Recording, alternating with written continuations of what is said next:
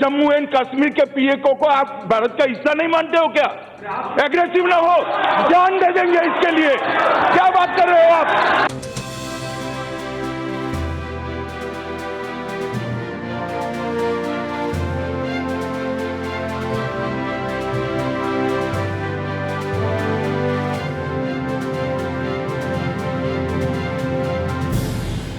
मैं आज फिर से कहना चाहता हूं, पाक ऑक्यूपाई कश्मीर भारत का है, हमारा है और हमसे कोई नहीं छीन।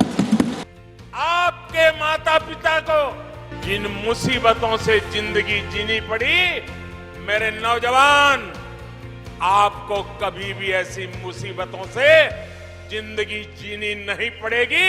ये मैं करके दिखाऊंगा।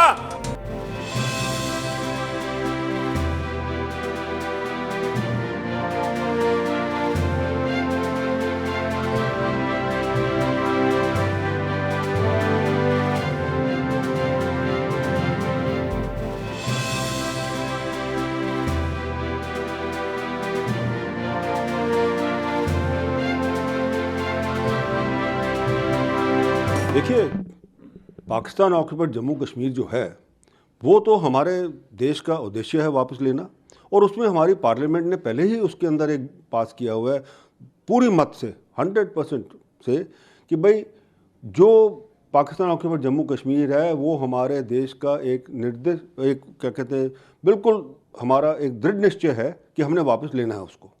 अब कैसे होना है, कब होना है, किस तरह होना है, वो जरा है मोडालिटी उसकी चल रही है। हमारे प्रधानमंत्री जी ने बड़ा एक संकेत दे दिया है, जब आर्टिकल 370 का जो सुप्रीम कोर्ट का एंडोर्समेंट आया, उन्होंने एक्सेप्ट किया कि हाँ, जिस हिसाब से आर्टिकल 370 जो है अबॉरोगेशन की है सरकार ने, बिल्कुल सही की है, उसके अंदर कोई खामी नहीं है, लीगली कोई खामी नहीं है, इसलिए वो परमानेंट हो गया कि अब कोई आर्टिकल 370 नहीं है।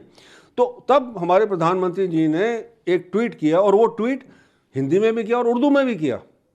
वो उर्दू में इसलिए क्योंकि वहाँ की जो जनता है सारी पाकिस्तान ऑक्यूपाइड कश्मीर की, जम्मू कश्मीर की और पाकिस्तान की, उनको पता लग जाए कि जी क्या है ये हमारे प्रधानमंत्री जी के माइंड में।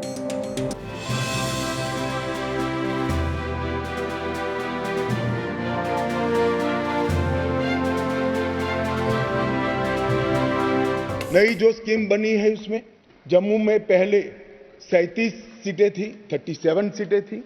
ये भी न्याय का सवाल है। जम्मू में पहले 37 सीटें थी, अब 43 हुई है, 43 हुई है। कश्मीर में पहले 46 थी, अब 47 हुई है। और पाक ऑक्यूपाई कश्मीर की 24 सीटें, क्योंकि वो हमारा है, हमने रिजर्व रखी।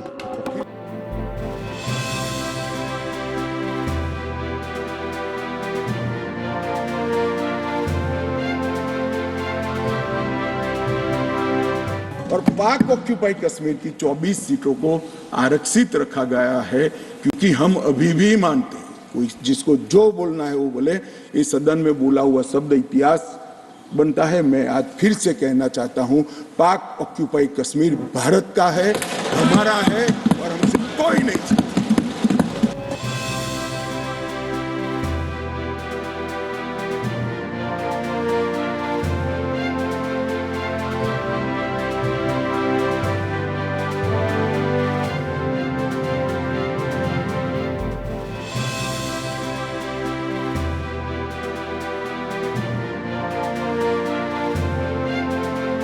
The Solicitor General, appearing for the Union of India, submitted that statehood will be restored to Jammu and Kashmir and that its status as a union territory is temporary.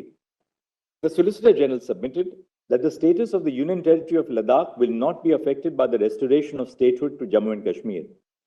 We direct that steps shall be taken by the Election Commission of India to conduct elections to the Legislative Assembly of Jammu and Kashmir, constituted under Section 14 of the Reorganization Act by 30 September 2024.